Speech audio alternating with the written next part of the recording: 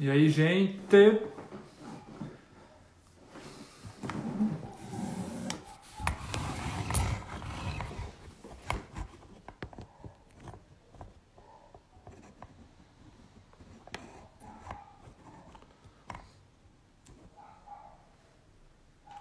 E aí, gente, vamos começar a nossa live aqui com o pastor Douglas Batista.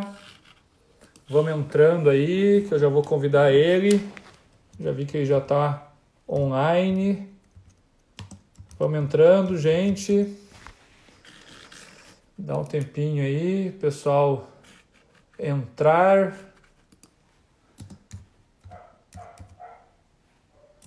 Vamos entrando. Deixa eu achar aqui. Pastor aqui enviou uma solicitação aqui. Transmitir ao vivo. Priscila. Oi, Priscila. Tá ali o pastor Douglas. A paz do Senhor, pastor. Tudo bom? Paz do Senhor. Tudo na bênção de Deus? Tudo na bênção, graças a Deus. E Como é que está esse está? isolamento social forçado aí? Estamos nos adaptando, né? Todos nós. A atividade pastoral normalmente requer uma agenda bastante extensa e agora nós estamos reclusos praticamente em casa, né? É verdade. Estamos vivendo tempos que nunca imaginaríamos que viveríamos, né? A última pandemia que se teve registro foi em 1910, e essa é a 12ª da história que foi registrada. Então, realmente, não estamos vivendo uma terça-feira que acontece toda semana, ou um ano bissexto que acontece a cada 4 anos, né? Estamos vivendo realmente algo excepcional. Eu quero apresentar o senhor aí para o pessoal que me segue. Já estamos com 10 pessoas online, e o pessoal vai entrando aí enquanto a gente vai conversando. O pastor Douglas Batista é pastor da Assembleia de Deus, lá no Distrito Federal, em Brasília, né, pastor? Brasília.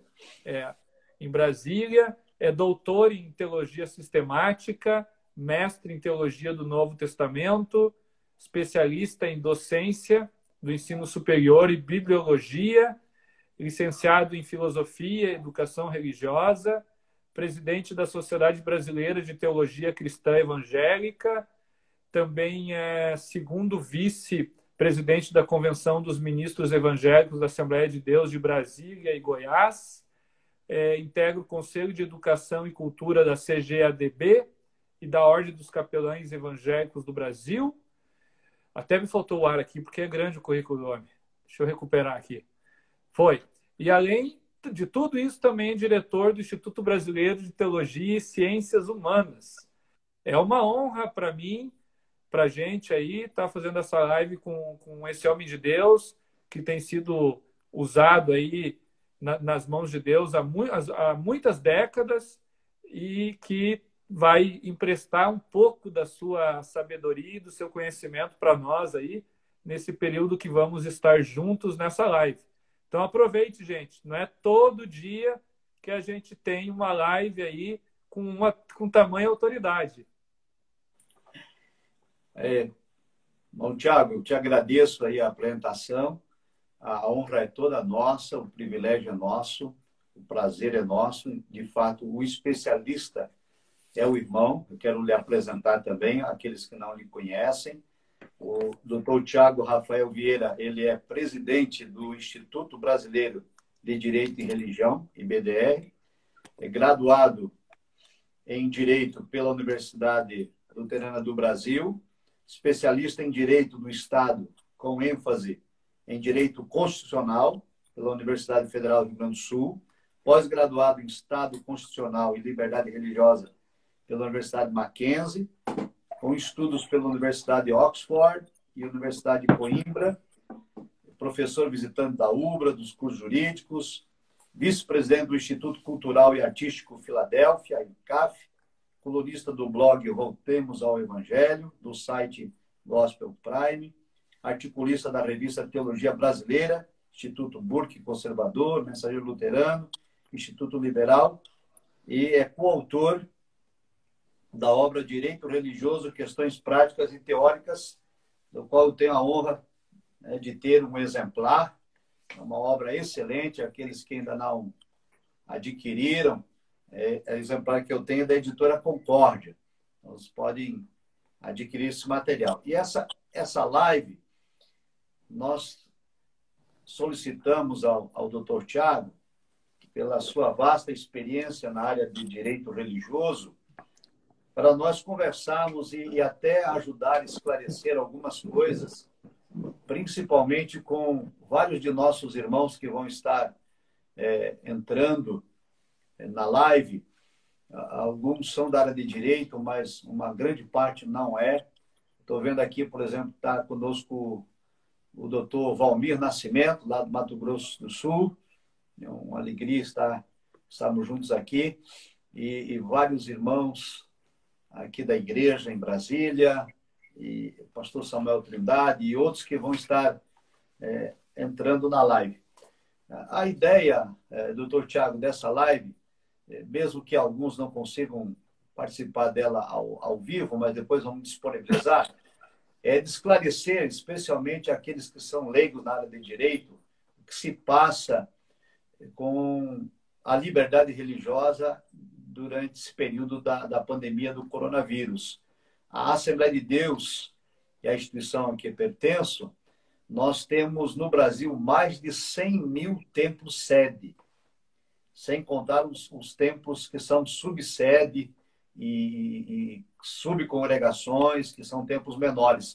Mas são mais de 100 mil templos-sede, todos fechados, não funcionando, não atendendo o povo, por conta das dificuldades do coronavírus. Então, eu gostaria de começar lembrando aos nossos irmãos e pedindo a contribuição do Dr. Tiago, que o nosso país é um país cujo Estado democrático de direito, regido pela Constituição Federal de 88, a chamada Constituição Cidadã. E claro que para o estudante de direito, o que eu vou dizer agora é o beabá, mas nós temos muitos irmãos que não são da área de direito. Lá está o exemplar do Dr. Tiago. O artigo 5º, então, da Constituição, que trata dos direitos individuais, os direitos e garantias fundamentais, no inciso 6º, fala que é inviolável a liberdade de consciência, de crença, sendo assegurado o livre exercício dos cultos religiosos e garantida na forma da lei a proteção aos locais de culto e suas liturgias. Então, é um direito inviolável. Um outro direito inviolável que quero destacar é o inciso 11. A casa é asilo inviolável do indivíduo. Ninguém nela pode adentrar sem consentimento do morador, salvo no caso de flagrante delito, desastre, prestar socorro e durante o dia, e ainda por determinação judicial. Nós estamos colocando esses dois pontos porque nós vamos discutir com o doutor Tiago já, ele está ciente disso, já fez outras lives sobre esse problema, na nossa opinião, de flagrante delito de vários decretos dos poderes executivos, governadores e prefeitos, na minha opinião, no meu parecer, eu quero ouvir o parecer do doutor Tiago, violando a Constituição. E ainda o artigo 19, no inciso 1, de onde se propala a nossa laicidade, que diz que é vedada a União ao Estado, aos Estados, ao Distrito Federal e aos municípios estabelecer cultos religiosos ou igrejas, subvencioná-los e embaraçar-lhes o funcionamento. Queria ficar só com essa frase aqui do embaraçar o funcionamento, que, na minha opinião, é o que está acontecendo. Então, feita essa introdução aqui, para os irmãos, principalmente que não são da área de direito, os decretos de governadores de estado e de prefeitos municipais, na minha opinião, salvo o melhor juízo, eles estão em flagrante oposição à nossa Constituição. Importante deixar claro aqui que nós não estamos discutindo o direito de voltar a fazer cultos e aglomerar o povo na igreja. Não é isso. Nenhum pastor, em sã consciência, vai desejar ser culpado da transmissão do coronavírus ou de infectar os seus fiéis, a membresia. O que nós estamos discutindo aqui é a legalidade, a constitucionalidade desses decretos que, na maioria dos casos, que eu quero comentar com o doutor Tiago, já vou dar aí a palavra, é de que em muitos decretos estão determinando a não abertura dos templos. Uma coisa é orientar a igreja a não ter aglomeração, e outra coisa é fechar templos, como, por exemplo, eu tenho aqui nas minhas mãos um decreto municipal da cidade de Luiz Corrêa do Piauí, o doutor Tiago deve tomar conhecimento, o decreto 159 de 2020, em Luiz Corrêa do Piauí, onde o prefeito municipal determinou a não abertura dos templos. Então, é uma situação delicada. E em Santa Catarina, o decreto municipal em Forquilinha, Santa Catarina, inclusive proibiu a realização de cultos privados dentro do domicílio. E no dia 2 de abril, uma guarnição policial foi até uma residência onde haviam 5 pessoas reunidas da mesma família fazendo culto doméstico e determinou o cancelamento desse culto. Então, para começar daqui, doutor Tiago, esse decreto lá do Piauí, em Luiz Correia, determinando o fechamento de templos, e esse decreto em Santa Catarina, na cidade de Forquilinha, determinando, inclusive, a proibição do culto no lar. E eu gostaria de passar a palavra para o senhor, então, para ouvir sua opinião, seu parecer, o que o senhor tem trabalhado acerca disso aí como presidente do Instituto Brasileiro de Religião e Direito. A palavra... Pois é, pastor. Nós estamos vivendo dias que eu sou formado em Direito há 16 anos, advogo para igrejas há 16 anos, nasci em lar cristão, contando os falecidos, tenho 5 pastores na família. O meu sócio, Jean Regina, é filho de pastor, também tem pastores na família. Nós, tanto na esfera jurídica quanto na esfera religiosa, nós nunca vivemos nada parecido no Brasil. Nada parecido. E antes de entrar na casuística, antes de entrar nos 2 casos que o senhor falou, me permita fazer um breve arrazoado.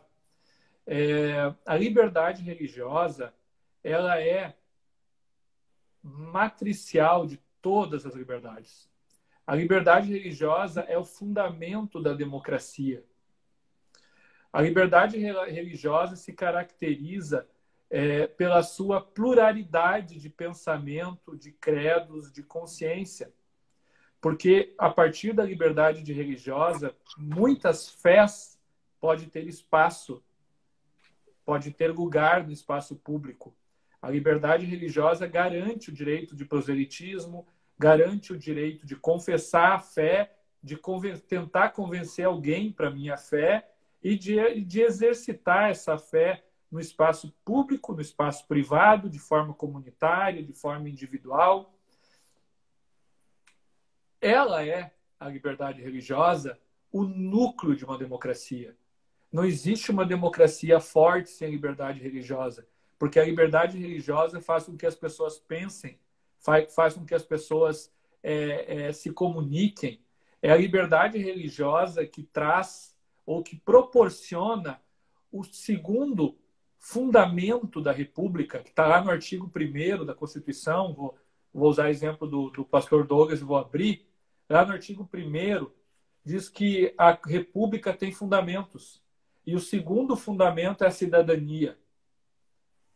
O apelido dessa Constituição é Constituição Cidadã. A cidadania só é exercida de fato e de verdade na igreja.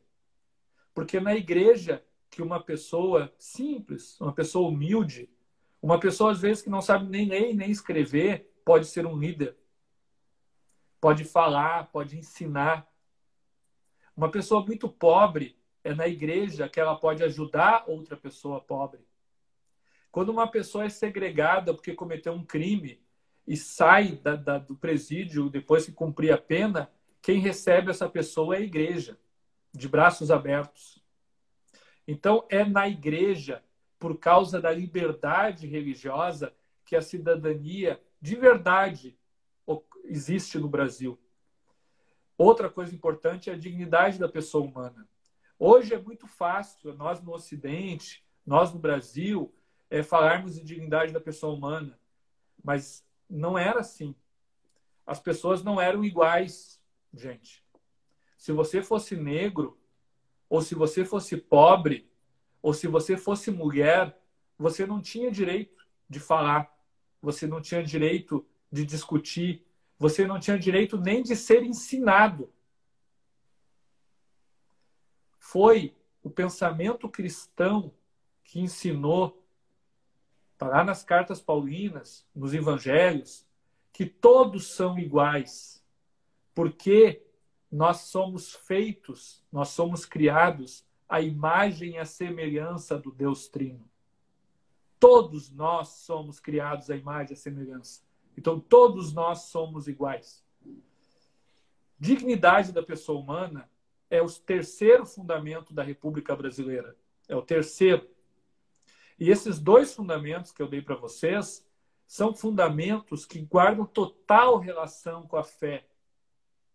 No momento que você restringe a fé das pessoas por um decreto, você está, além de ferir a liberdade religiosa, que tão bem o pastor colocou, leu ali nos artigos, você está ferindo a cidadania, você está ferindo a dignidade da pessoa humana, você está ferindo a democracia.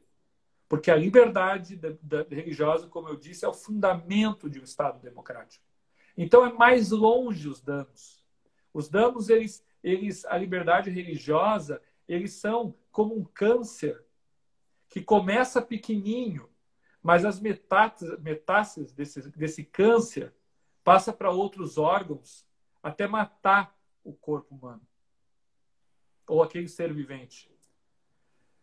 Nossa comunidade política pode ser morta, pode ser extinta se a gente não fizer alguma coisa. Então, não é só a liberdade religiosa que me preocupa. É claro que a liberdade religiosa me preocupa, mas quando você ataca a liberdade religiosa, você ataca a nação. Você ataca o fundamento da nação. E quando o pastor falou muito bem que nós não queremos aglomerações, realmente, nós não queremos aglomerações. Primeiro, porque nós amamos. Nós amamos o nosso próximo. Por isso que nós não queremos aglomerações. Nós não queremos aglomerações porque está lá escrito em 1 Pedro, capítulo 3, versículo 11, afaste-se do mal e pratique o bem, busque a paz e nela persevere. Esse versículo é o princípio de toda a lei natural, que depois Tomás de Aquino vai muito bem dissertar na questão 91 em diante da Suma Teológica. Esse é o princípio de toda a lei justa. Vou repetir, afaste-se do mal e pratique o bem. Carta de Pedro. Primeira carta de Pedro. É isso que a igreja faz quando a igreja não faz culto, quando a igreja não proporciona aglomerações. Não é o Estado que está mandando a gente não fazer um culto com muitas pessoas. É nós que não estamos fazendo isso porque nós estamos praticando o bem. E praticar o bem hoje é não fazer um culto, não promover aglomerações. Só que a liberdade de culto ela é inviolável, como está lá no artigo 5º, inciso 6º. Ela é inviolável. E cultuar a Deus não é só de forma comunitária com meus irmãos. Tem várias formas de cultuar a Deus. E eu não vou falar elas aqui, porque depois eu quero que o pastor fale para nós. Não é? Vou aproveitar aí a sapiência de um doutor em teologia para falar das formas que nós temos de cultuar a Deus. Mas a aglomeração, que é o culto comunitário, nós não estamos fazendo isso porque nós amamos o nosso Deus e nós amamos as pessoas que foram criadas à imagem e semelhança dele. E estes casos que o senhor colocou, esse do Piauí e de Forquilinha, na verdade não é um decreto municipal, pastor, é um decreto estadual, que é pior ainda. Né? O decreto estadual de Santa Catarina, no seu artigo 3º, diz que é vedado reuniões públicas e privadas, inclusive religiosas. E aí os policiais militares entenderam, fizeram uma interpretação de que privado também poderia ser na casa das pessoas. E aí, esses brigadianos bateram palmas na frente da casa de uma senhora. Essa senhora estava orando com mais 4 familiares em casa. E o brigadiano, nós chamamos de brigadiano, porque aqui no Rio Grande do Sul é brigada militar. Mas o policial militar disse o seguinte: olha, senhora, a senhora está orando, né? Sim, estou orando. Pois é, a senhora não pode orar, porque o decreto estadual diz que não pode ter aglomeração de pessoa, porque nós estamos aí com a pandemia do coronavírus. Então a senhora não pode, a senhora me desculpa. Parece que o cara foi educado, entendeu? Mas ele disse: olha, a senhora não pode, infelizmente não dá, então a gente vai pedir para a senhora interromper a oração. E a senhora, não sabendo os seus direitos constitucionais inalienáveis e o da liberdade religiosa, que está lá no artigo 18 da Declaração Universal dos Direitos do Homem, ela pegou e interrompeu a oração. Mas mesmo que ela soubesse, ela não ia orar mais. Porque a oração é um ato litúrgico, é uma conversa litúrgica com Cristo. E no momento que tu é interrompido por um policial, dificilmente tu vai voltar a orar. Você vai ter presença de espírito para continuar a oração.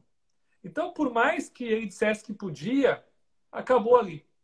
Né? Mas não foi o caso. Ele disse que não podia. E isso foi lavrado no boletim de ocorrência, está na internet aí para todo mundo ver. Não é fake news. Né? Então, situações desses decretos que simplesmente dizem suspenda as igrejas, as atividades religiosas, elas ferem todos esses direitos que eu disse, que o pastor disse, né? E ainda ferem uma legislação federal que existe. Existe uma legislação federal especial, discutida, aprovada na Câmara dos Deputados, sancionada pelo presidente da República, que é o decreto 13979, que estabeleceu que atividades essenciais não podem ser interrompidas. E, no seu artigo 3º, parágrafos 8º e 9º, estabeleceu que o presidente prescreveria quais são as atividades essenciais. E o presidente da República assim o fez, e lá no artigo 3º, inciso 39 do decreto 10.282, o presidente disse que as atividades religiosas são essenciais e não podem ser suspensas ou interrompidas desde que cumpridas as determinações do Ministério da Saúde. O presidente nada mais fez do que todos nós sabemos, que a atividade religiosa é essencial, que a fé é essencial para o ser humano. Eu tenho dito isso, de repente quem está vendo aí já ouviu falar isso, que apenas a fé responde às perguntas existenciais do ser humano. De onde eu vim, para onde eu vou e por que eu estou aqui. A fé é sagrada. A fé é essencial. Não é à toa que existe um ditado popular que diz assim: me ofendeu no que me é mais sagrado. Porque o que me é mais sagrado é o que está no meu íntimo, que ninguém pode tirar de mim. Os escravos, por exemplo, quando estava aqui no Brasil, Império, em que eram catequizados, muitos deles não foram catequizados porque eles tinham a fé deles no íntimo deles e por mais que o português achasse que ele tinha sido catequizado, ele não tinha. Por quê? Porque a fé está no nosso coração. E a fé cristã, através da graça de Deus, da graça, da superabundante graça que fala em Romanos, que nos alcança, e Jesus então se revela a nós, e a gente, por essa revelação especial na pessoa de Jesus Cristo, o aceita e etc. Né? Então, eu não quero entrar nesse campo aqui, mas vou deixar para o pastor Douglas. Mas, respondendo a sua pergunta, pastor, realmente, esses decretos, eles ferem a Constituição, eles ferem a lei especial e eles ferem a própria dignidade das pessoas. Porque no momento que você diz que não pode existir, que a igreja tem que estar fechada totalmente, você está ferindo totalmente a crença, porque a gente precisa lembrar que a atividade religiosa ela não se dá só no culto comunitário. Ela se dá de várias formas. E essas várias formas eu gostaria que o pastor colocasse para nós, além do culto comunitário.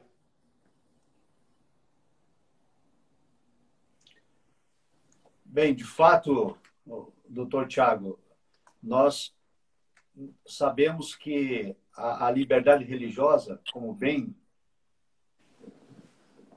Eu tive um corte aqui no áudio, mas doutor Tiago, para quem chegou depois, ele é o presidente do Instituto Brasileiro de Direito e Religião, formado em Direito, especialista em Direito do Estado, pós-graduado em Estado Constitucional e Liberdade Religiosa, autor dessa obra, coautor dessa obra Direito Religioso, pela editora Concórdia, e nós estamos, então, aqui discutindo nessa live sobre a liberdade religiosa e o culto.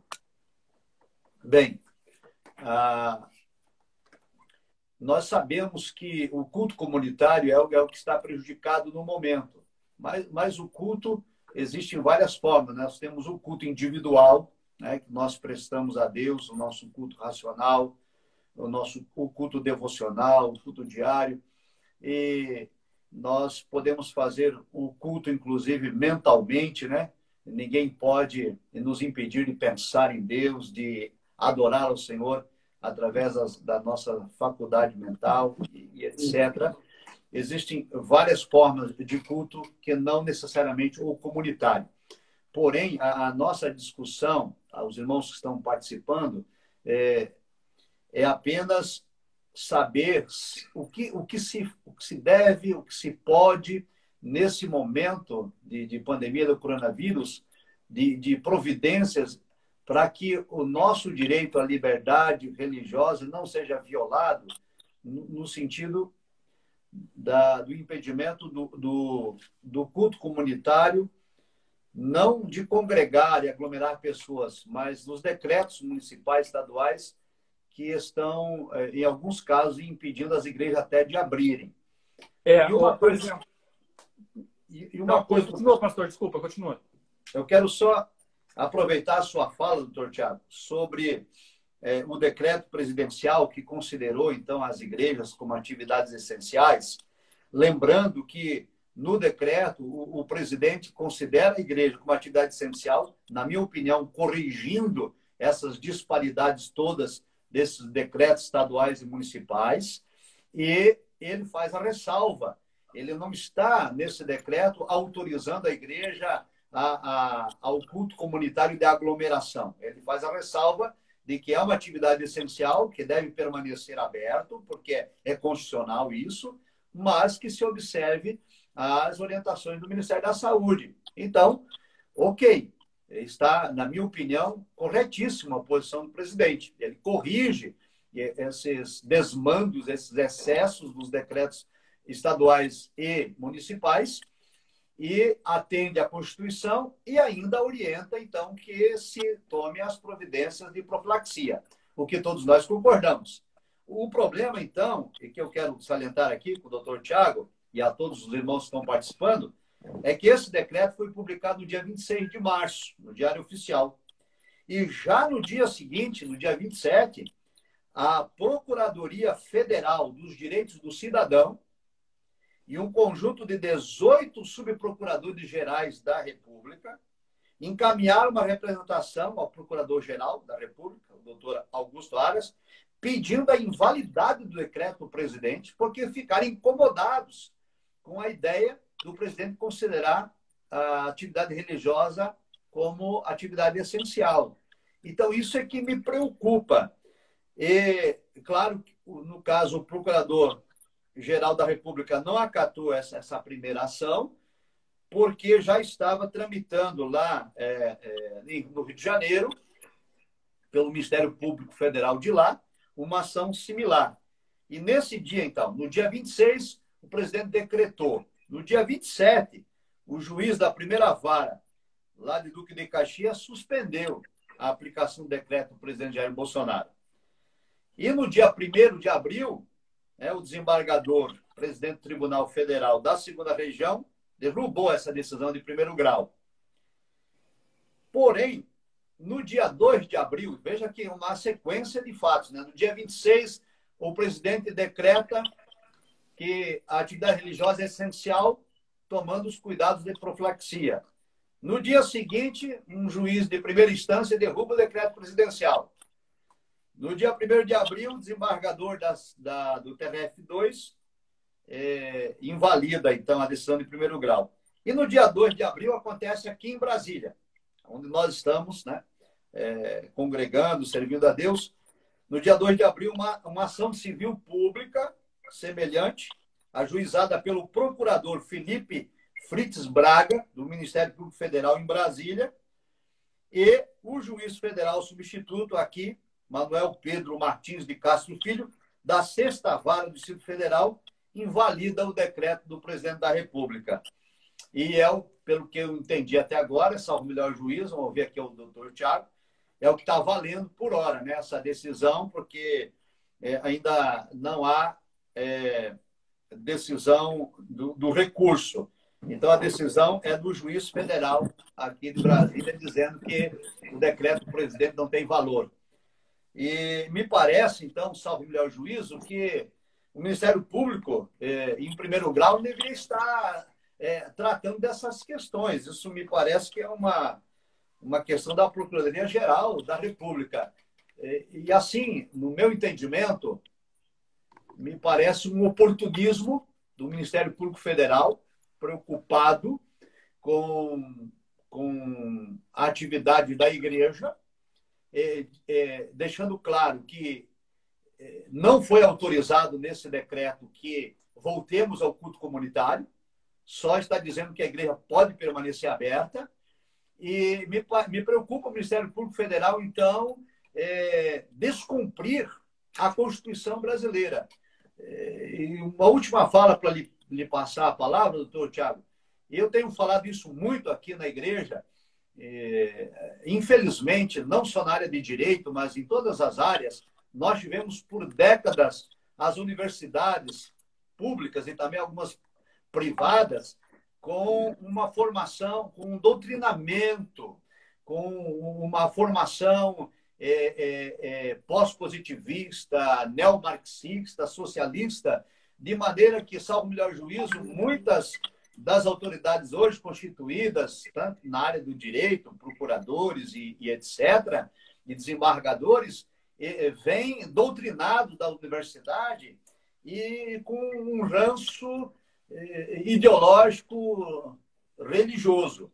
Eu faço, claro, essa constatação, ela é polêmica, muitos discordam, mas me parece que, no momento, esses oportunistas estão mostrando, colocando as unhas de fora e descumprindo, né, afrontamento à Constituição com esses procedimentos. É o que eu penso e é o que eu gostaria de discutir nessa live aqui com os irmãos que estão participando aí com o doutor Tiago, porque me parece que alguns de nossos líderes eclesiásticos pelo Brasil afora andaram com muita promiscuidade, com o perdão da palavra, com as autoridades constituídas e não se deram conta de que a igreja é o corpo de Cristo e que nós precisamos tomar cuidado quando nos aliançamos com o sistema desse mundo.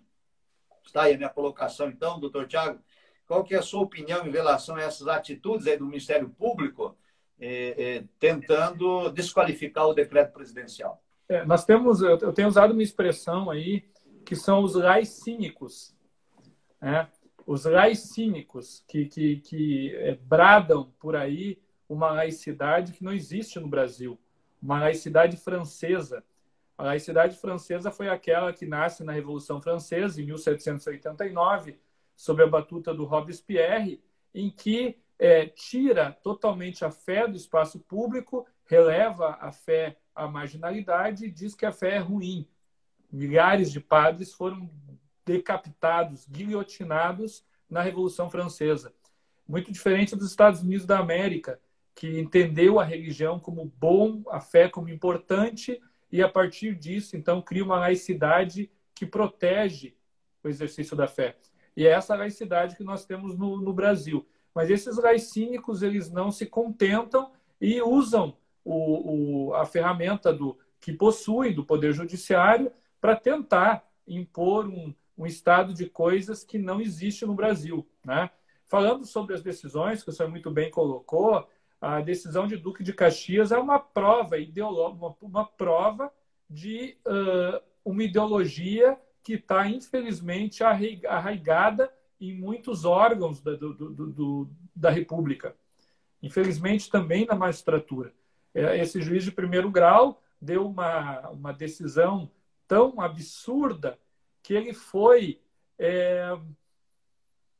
o presidente puxou a orelha dele com muita força na decisão que cassou a liminar dele, né? Eu vou ler para vocês algumas situaçõezinhas aqui, ó. Olha só o que o presidente do tribunal diz, quer ver? Deixa eu pegar aqui uma... Porém, não se pode aproveitar o momento de pandemia mundial e calamidade pública para se permitir a perpetração de afrontas à Constituição da República. Isso é o presidente do tribunal comentando a decisão do juiz de primeiro grau. Pelo contrário, o momento exige por parte dos aplicadores do direito, sobretudo dos juízes, muito equilíbrio, serenidade e prudência no combate do inimigo comum. Então, nós tivemos essa decisão do presidente do Tribunal de Justiça, do Tribunal Regional Federal da Segunda Região. A Segunda Região engloba o Rio de Janeiro e o Espírito Santo, e cassou, então, essa decisão de Duque de Caxias.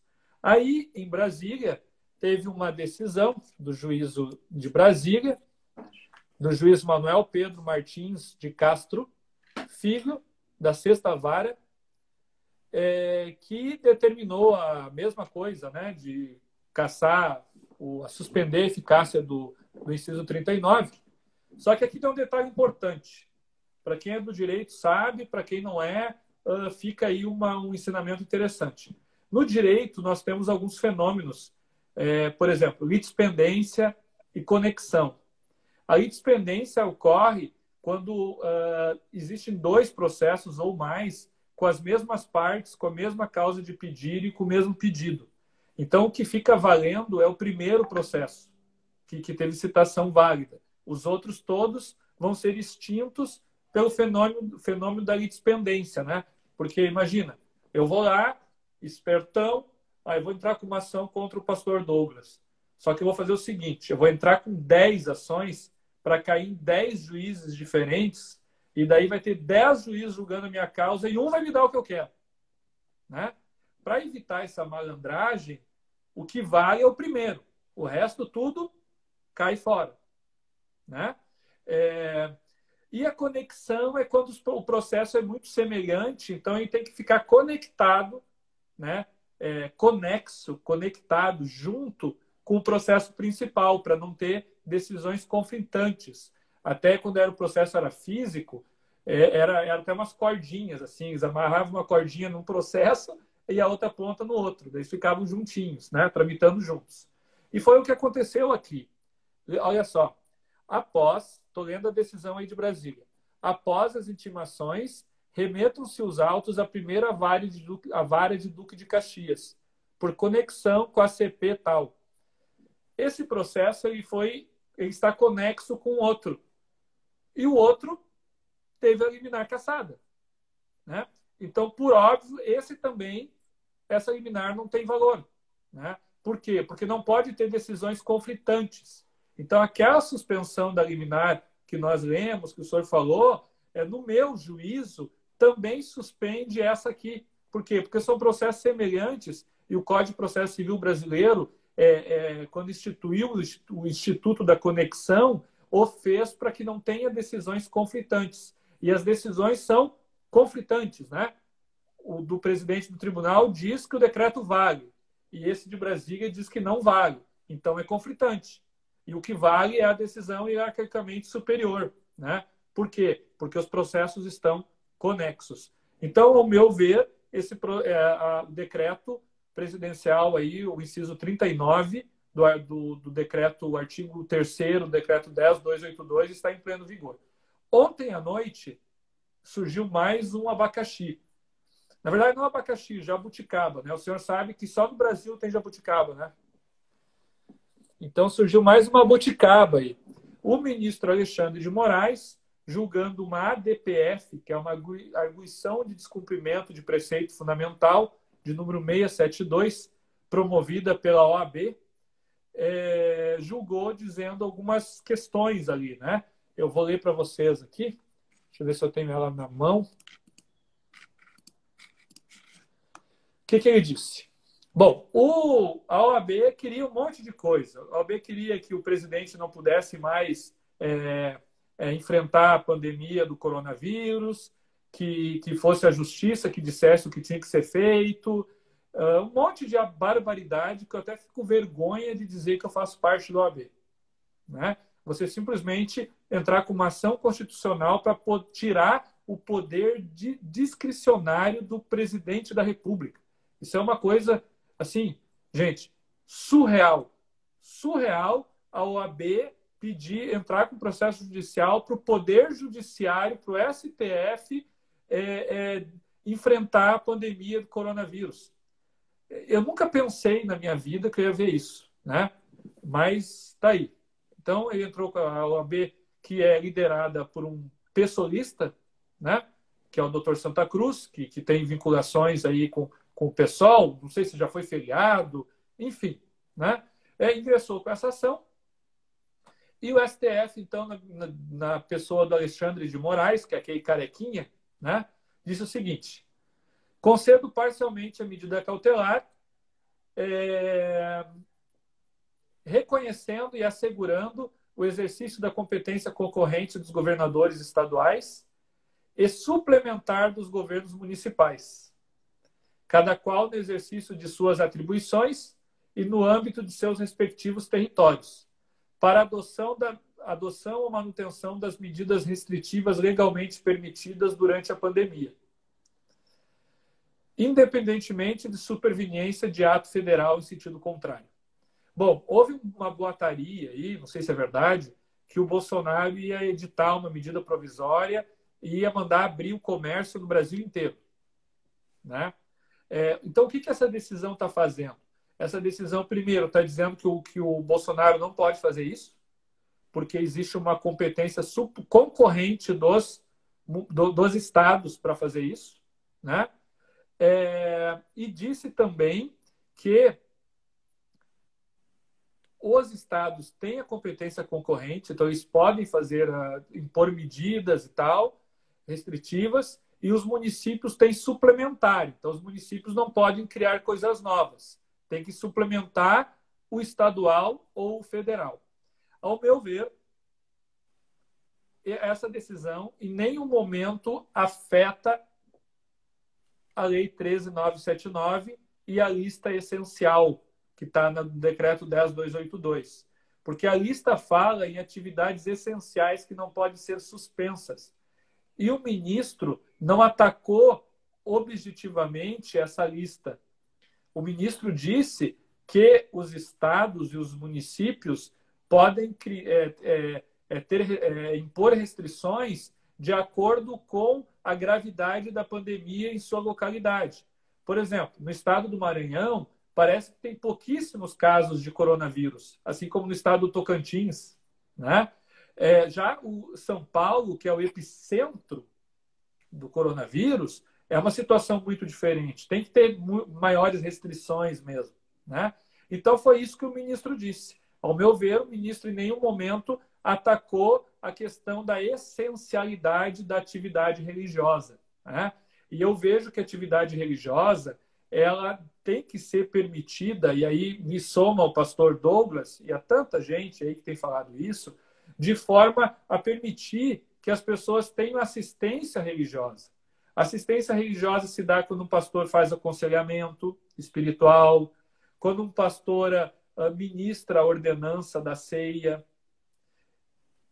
Semana passada foi ceia em diversas igrejas, e eu sei de alguns casos que, ao invés de fazer ceia online, eles fizeram o seguinte: eles deixaram a igreja aberta o dia inteiro, a pessoa marcava, ia lá, tomava a ceia com o pastor, com o diácono, fazia uma oração e ia embora, né? Então, era uma ceia feita com 3, 4, 5 pessoas. Não tinha alguém cantando lá, o pastor orava, o diácono servia a ceia, não tinha aglomeração, né? Então, isso é da essência da fé. A questão também de assistência básica, assistência social, né? Ajudar as pessoas, entregar a cesta básica no templo. Então, são todas situações que, ao meu ver, continuam mantidas. O decreto, ao meu ver, nem por essa decisão de Brasília e nem pela decisão de ontem à noite foi afetado. Ok. Muito esclarecedora essa fala do Dr. Tiago, né, a todos os irmãos que estão acompanhando. Às vezes eu fico aqui sem áudio. Eu gostaria de ainda, nós temos uns 10 minutinhos, Dr. Tiago. Isso. Sobre essas medidas restritivas todas que estão sendo tomadas, por exemplo, tem alguns municípios que foi decretado toque do recolher. Decreto municipal, se o senhor teve conhecimento, eu tenho aqui as informações. Decreto municipal com toque do recolher, as pessoas têm obrigadas a ficar dentro de casa a partir de determinado horário, né? Não podemos sair de 22 horas da noite às 6 da manhã. E algumas cidades em que os limites da cidade estão fechados. Por exemplo, há casos de pessoas que saíram da cidade, foram para outra cidade para resolver algum problema e depois não puderam voltar para entrar dentro do próprio domicílio. E aí, em relação a isso, a Constituição Federal trata de estado de defesa e estado de sítio, né? Como o senhor bem sabe, por ser da área do direito. Mas para quem está nos escutando que não é da área, os artigos 136 a 139 da Constituição, eles delimitam, então, essas restrições. No caso do estado de defesa, o artigo 136, restrições aos direitos de reunião, sigilo de correspondência, de comunicação, não podendo exceder a 30 dias, podendo ser prorrogado por outros 30. E o estado de sítio, que vai pelo mesmo caminho, que é uma declaração de estado de guerra, onde também as restrições dessa natureza, também com medidas coercitivas, também não podendo extrapolar o prazo de 30 dias. E como é que fica, então, agora, se não foi declarado nem estado de sítio, nem estado de defesa, e esses decretos municipais sendo aí, à torto e direito, sendo promulgados, cerceando, na minha opinião, o direito de ir e vir das pessoas, então um excesso, né? E essa OAB que fez esta ação não está preocupada, o Ministério Público não está preocupado, porque o Ministério Público até agora e a OAB só se manifestou se posicionando contra as atividades essenciais da igreja e tentando desqualificar o presidente da República. Agora, os direitos do cidadão mesmo, ao que me parece, até onde me consta, não há nenhuma iniciativa do Ministério Público, nem da OAB, nem tampouco dos direitos do cidadão de defender a liberdade que nós temos. É claro que a pandemia é real, é verdadeira, né? Ninguém está querendo aqui desqualificar isso, mas a minha pergunta, doutor Tiago, é isso, né? O que se passa no Brasil, né, com a nossa magistratura, com os nossos procuradores, com os operadores do direito, se a Constituição vem sendo atacada, o Estado laico vem sendo atacado e os defensores, né, os supostos defensores disso, até o presente momento, não se manifestaram. Eu vejo que muitas pessoas estão com muito medo, né? E o medo, às vezes, paralisa mesmo, faz com que a pessoa não pense racionalmente, né? E outras estão usando isso como de forma ideológica para agasalhar suas vontades egoísticas. O estado de defesa e o estado de sítio, que o senhor muito bem colocou, por exemplo, o estado de defesa, no artigo 136, ele só é possível restrições de reuniões. E o estado de sítio, que é o estado de guerra, que é onde, assim, terra arrasada, né, que só o Congresso Nacional pode aprovar, permite restrições do direito de ir e vir, mas você pode ver ali que não fala em restrições à liberdade religiosa, né? As restrições são o direito de ir e vir, inviolabilidade de liberdade de correspondência, liberdade de imprensa, suspensão da liberdade de reunião, mas não fala da liberdade religiosa. Para você ver como a liberdade religiosa é importante. Isso é uma coisa tão simples, gente. Veja, todo mundo conhece a figura do capelão. Existe a figura do capelão militar. Na guerra declarada, que as pessoas estão se matando, tem lá um pastor, tem lá um padre, tem lá uma capela. Sabe? Então,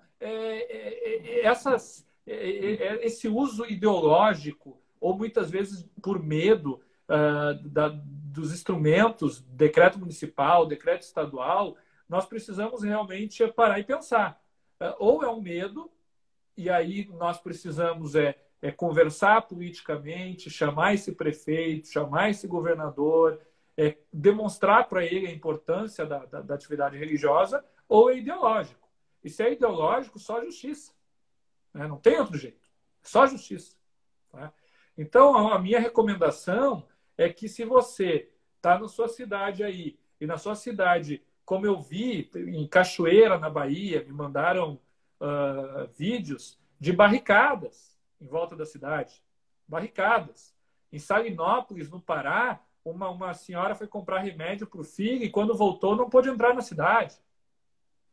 Isso é de um absurdo sem tamanho. Amanhã, na coluna que o Jean e eu mantemos na Gazeta do Povo, recomendo vocês, coluna Crônicas de um Estado Laico, é uma coluna semanal, todo sábado lá tem artigo nosso, nós vamos falar sobre esses absurdos que o senhor colocou. Né? É de direito de ir e vir ser cerceado em cidades que nem tem coronavírus, tia. Que nem tem ninguém com coronavírus. Né? Aqui em Capão da Canoa, aqui no Rio Grande do Sul, agora não está mais assim, mas logo ali no meio de março, o prefeito fechou as entradas e saídas de Capão da Canoa. Então, esses absurdos a gente não pode deixar passar. Né? A igreja, ela pode entrar com mandado de segurança preventivo contra decretos municipais assim. Né? Eu aconselho só a igreja fazer um pedido por escrito, dizendo que quer funcionar, né? Que não vai fazer aglomeração, mas quer funcionar dessa forma que a gente comentou aqui, a prefeitura negando o mandado de segurança. Né? Entidades, conselhos de pastores, tá? e outras entidades para-eclesiásticas, que não é a igreja, mas são entidades que auxiliam a igreja, pode entrar com ação civil pública. Né? Entre com ação civil pública contra o prefeito ou contra o governador. Né? É uma ação que está aí, que prevê situações como essa. Né? E não é só o Ministério Público que pode entrar com ação civil pública. A associação que tem mais de 1 ano de fundação e tem seu objeto a proteção à liberdade religiosa, pode entrar com ação civil pública. Né? E direito de ir e vir, habeas corpus, impede habeas corpus, né? Habeas corpus preventivo. Ué, como assim que eu não posso entrar e sair da cidade? Então, são situações que a gente pode resolver. Primeiro, eu sempre digo, a via do consenso. Vai lá, pega um vereador, conversa com o prefeito. Nós tentamos aqui em Porto Alegre isso. Até o prefeito aqui melhorou um pouco a legislação, porque antes nem culto online podia. Agora pode culto online aqui em Porto Alegre. Teve 4 ou 5 igrejas que foram, pastor, lacradas com adesivo, aqueles amarelos, porque estava fazendo culto online. Que absurdo. Né? Aí o prefeito retrocedeu e mudou o decreto. Então, às vezes, a gente pode resolver isso conversando. A OAB, ela é assim, ó, ela tem o Conselho Federal e cada estado tem uma OAB e cada município tem uma subseção. Então, muitos municípios, a OAB está defendendo a liberdade religiosa. Muitos estados, a OAB está intercedendo pela liberdade religiosa, como é o estado do Paraná, com a presidência do Dr. Odacir Prigol, como é o estado de São Paulo, com a presidência do Dr. Samuel. Aqui no Rio Grande do Sul, para vocês terem uma ideia, nós formulamos um pedido de criação de comissão de liberdade religiosa para a OAB há 4 anos. Até agora, ó, a OAB não está nem aí aqui no Rio Grande do Sul. Você sabe que o estado do Rio Grande do Sul é o mais difícil de evangelização, a OAB aqui está nem aí, né? Então a gente não tem comissão de liberdade religiosa no Rio Grande do Sul. Vou dar um bom exemplo. Piauí, lá na cidade de Teresina, presidência do meu amigo, confrade de BDR, Dr. Cândido Alexandrino, não sei se ele está aí na live, mas ele, junto com outros colegas advogados, conseguiram mudar o decreto de Teresina.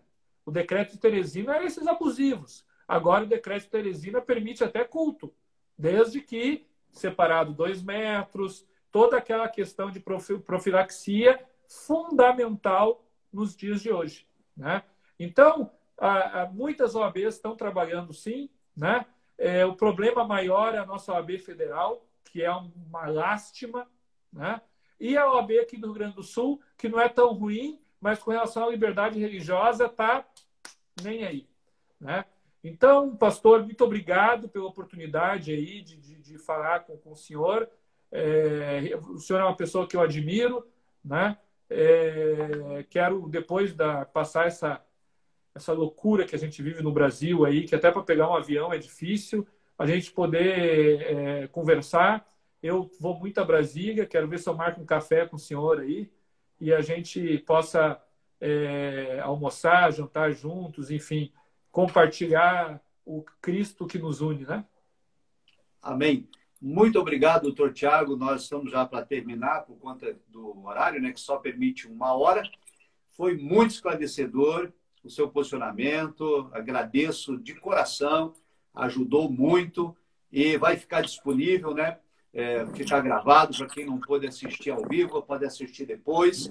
Deus abençoe a sua vida, Deus abençoe o seu trabalho nessa labuta da liberdade religiosa e vamos orar, continuar orando para que Deus nos dê vitória sobre essa pandemia. E fica aí combinado desde já, então, quando o senhor vier a Brasília a próxima vez, vamos tomar um café, vamos almoçar, vamos jantar, estaremos juntos, vamos orar juntos ao Senhor. Um grande abraço, Deus abençoe a sua vida, Deus abençoe a sua família e obrigado a todos os irmãos que participaram. Antes do fim, só eu quero registrar aqui a presença do professor Tiago Santos, que é editor-chefe lá da Fiel, um grande amigo, companheiro também de BDR, o meu amigo, pastor Renato Eduardo, que foi meu pastor na igreja de Canoas. Aí eu era um membro tão difícil que ele foi para outra cidade, para outra igreja, sumiu. né? Quero agradecer aqui também, deixa eu ver quem é que está aqui rapidinho. Davi, o Júnior, a Priscila, a Bárbara. A Bárbara é uma ajudadora nossa aí no Direito Religioso Oficial. Siga o Direito Religioso Oficial. Pastor, nós também